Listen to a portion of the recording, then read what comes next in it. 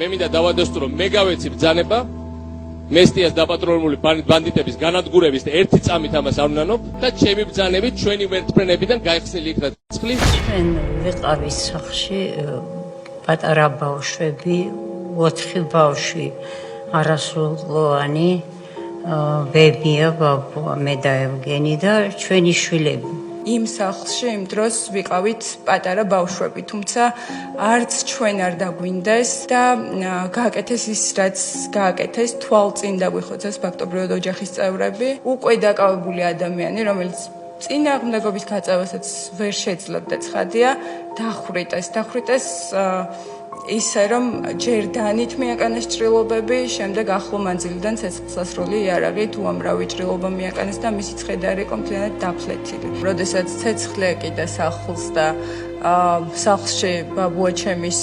ცხედარი იყო, რომელიც იწვებოდა, გიორგი ბარამიძე იდგა ჩვენს სახლთან და მეზობლის ქალები, ვინც იქ კრებილები იყვნენ, გაბედა, ეთქვა მათთვის, რომ სვანებმა კარგი კუბდარის გამოცხობა იცითო და იქნებ გაგვიმასპინძლდეთ აქ მყოფ ადამიანებსო.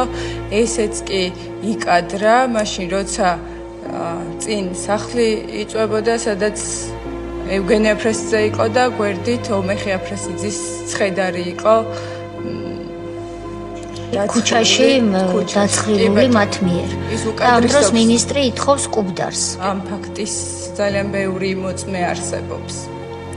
ასე აიხსნება ის სათაური, რომელიც დარჩა გიორგი ბარამიძის პოლიტიკაში თანდევად, მიართვით კუბდარი მინისტრს.